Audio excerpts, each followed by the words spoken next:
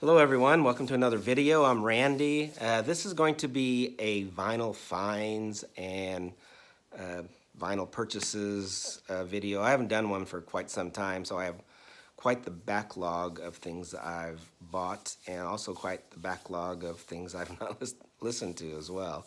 But so I just thought I'd show you some of the things I've got lately. And I've said before that I had quite the CD buying period, and I wasn't going to go buy everything on vinyl that I started purchasing on CD. But there are a few exceptions, and those are ones that I think are really great. And this is one of those, the Waterboys Fisherman's Blues. I got the CD when the album came out, but it's always great to get the vinyl copy as well, and this one's in fantastic shape. This came right after This Is the Sea, which is my favorite Waterboys album, but this is probably my second favorite, and they're both, I think, classic albums. And this one, they go into some of the Scottish and Irish and English folk and use a lot of traditional instruments. And yeah, a classic album. The Shrink was still on this one from Platters Records up in Minneapolis. I don't know if anybody knows if they're still around or not. But fantastic album, Fisherman's Blues. I also recently bought who the lead singer was, Mike Scott. And really the main focus of the Waterboys is Mike Scott. But he wrote a memoir, Adventures of a Waterboy, that I'm looking forward to diving into. And Shannon D had recommended this book, so I'm looking forward to it. I've also been trying to fill in my Joni Mitchell collection, and I didn't have this one, Dog Eat Dog, which hasn't got the best of reviews. I'm guessing. But had a lot of guest stars on this one. Had like Michael McDonald and Don Henley, which are going, but also had James Taylor and Wayne Shorter.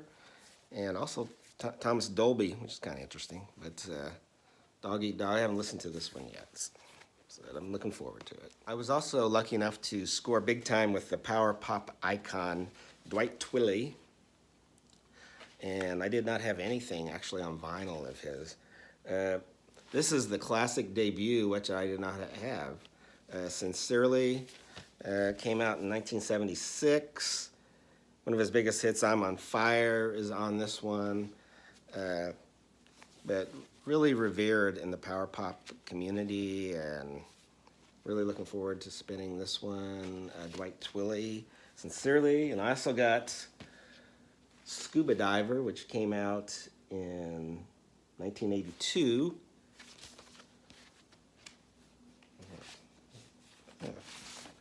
The lyric sheet here, get a picture of Dwight there. This is on EMI. And then I got three of them, and I also got this one that has his other top 40 hit, at least in the U.S., Girls. And this is his album Jungle, which came out in 1984. I think it was on EMI too, yeah, also on EMI. So that was really great to get that. Also, Aaron Mutha Alamar. I got another Greg Kihn album, and this is still sealed. Continued. So this is my second Greg Kihn album. I already had one. Can't think of the name of it, but it has he does the Springsteen's Rendezvous on that album. But Greg Kihn, Continued, still sealed. Another artist I had a lot on CD, but I did not have any of his vinyl, and that's Delbert McClinton, the great he's a roots artist, I would say. He combines soul and blues and country and rock all into one kind of conglomeration of styles. But I call it roots music, I think I would call it. But I found his debut with Delbert and Glenn. Glenn is Glenn Clark, which I think was another Texas musician that toured around with him. And this whole album is songs by Delbert and Glenn, except I think they do one cover by Booker T. Booker T, I think. But wonderful album. He does B-Movie Boxcar Blues, which I was more familiar with Joe Ely's version, but wonderful version on this one. And I don't know what happened to Glenn Clark after this, but this was the debut. Came out in 1972. Then I also found another one I didn't have, which is mostly covers, and this is Genuine Cowhide, which came out in 1976. Also found this one with a couple of his own, but quite a few covers as well, and that's Feeling All Right, and this is a German import copy. Feeling All Right from 1984. And this is an earlier one, from 1981, Playing from the Heart, which is a mixture of his own compositions and some covers on here. Another great one, but Delbert McClinton, great artist. I love his voice. Another one of my favorites is the great songwriter John Hyatt. This is Riding with the King. I did have this on CD, but this is one of my favorites of his, so I had to get it on vinyl as well.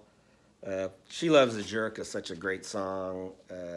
I Don't Even Try, wonderful rocker of his. Of course, Riding with the King, the title track.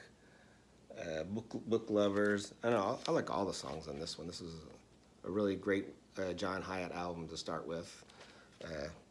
Bring the Family, and this one are two of my favorites by him. Another one I'm really happy to have found was this reggae album by the Mighty Diamonds. This was recorded in Jamaica during a time of unrest, political unrest. It was on the Virgin label. This came out in 1979. Between 79 and 80, I think there was a lot of political unrest going on there, and this album, work on getting that back in there, speaks to that with some songs on here like One Brother Short, Black Man, Dreadlocks Time with the Dreadlocks victory over the bald heads. That's a wonderful reggae album. Also, it was kind of interesting that there's a Capers Corner, which was a record store in the Kansas City area that's no longer around, for $6.50. This Virgin label, it says, "This is not an import. Do not pay more than $7.98 for this." Of course, I did pay more than $7.98 for this. A lot of reggae, old reggae albums are quite pricey. I thought I found a pretty good deal on this one. And of course, a lot of the reggae community is mourning the loss of Bunny Wailer that passed away, I think it was yesterday or the day before. And all the music communities, I think, are mourning his loss. And I also got this band box set. Glenn Kellaway got it and really recommended it. I had a few of these albums. I had the 45 RPM 50th anniversary release of the self-titled, the band, which is probably my favorite. And then Music from the Big Pink I'm real familiar with as well. So the first ones I've listened to are Cahoots and Stage Fright. Stage Fright is one of my favorites as well after the two I just mentioned. But really a good listen so far. Looking forward to listening to the rest of these. Another interesting find was this Bukka White album, great blues slide guitarist. It's an interesting tale. His real name was Booker T. Washington White, that had a kind of checkered past, was imprisoned for 3 years for shooting someone, I think in the leg. He said he attacked, that they ambushed him, but before the trial, he skipped town and then recorded some in Chicago and then got caught. This was like in 1940.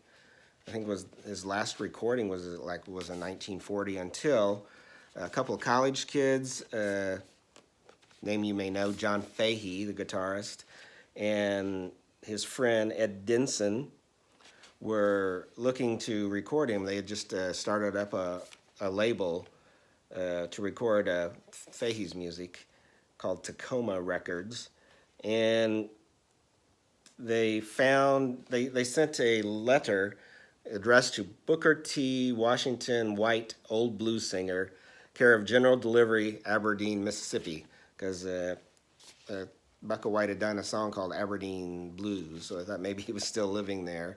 But I guess the postmaster finally got it to him, and they ended up recording him in 1963 at some live events, which is how this album came to be. This was just released, though, in 2017 through Fat Possum.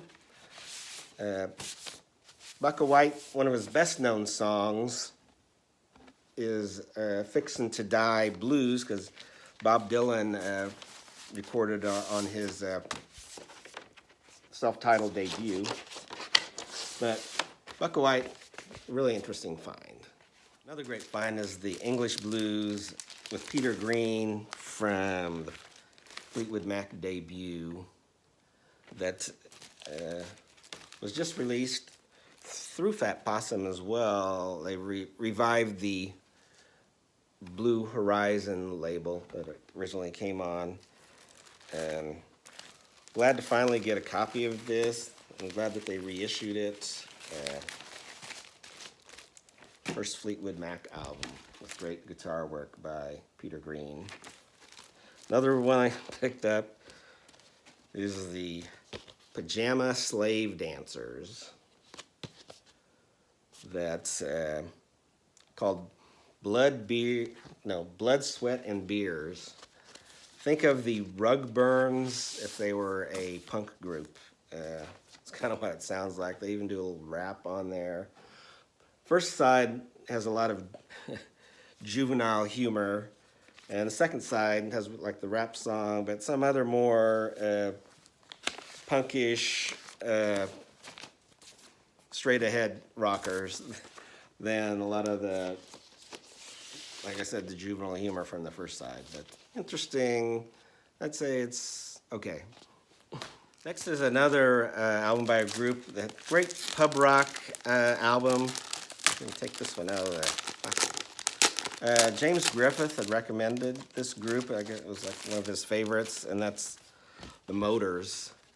And there's some real catchy songs on here, like Today and Airport and Forget About You. A wonderful kind of traditional pub rock, rootsy rock with a lot of pop sensibilities. This one actually was a reissue on this red vinyl on the Virgin label. But thanks to James for recommending. I really like this album. This is called Approved by the Motors, which I think is their second album. Another one I got is Cosmic Brian had recommended them, and I got the first album I got by them was actually their third album called Part 1, and this is actually their second album called Volume 2. That's the West Coast Pop Experimental Band. Doesn't get great reviews compared to the third one, but I thought there's a lot of great, pop psychedelic songs on here that were really good. This is the label came with this. This was a Jackpot, I think out of Portland, Oregon. That's where they're located.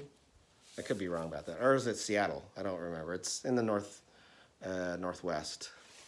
But Jackpot Records. They've also been reissuing some Martin Denny, but wonderful album, West Coast Pop Experimental Band. And the last one I think I'm going to show, because I think this is running too long, an album called The Death of Rock, which is a session that's with Alex Chilton and Peter Halsapple who would form the DBs. This is from 1978.